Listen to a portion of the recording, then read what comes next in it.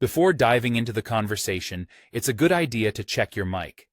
By clicking on the microphone icon, you can see if it's on or off, helping you avoid any awkward silences or interruptions. We've all been there, speaking into the void, only to realize the mic was off.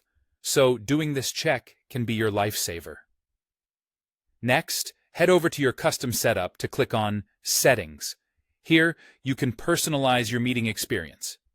Whether it's choosing the speaker or microphone you'd like to use, this step ensures that your audio quality is just right for the meeting context. Adjustments here can make a world of difference in terms of clarity and communication flow.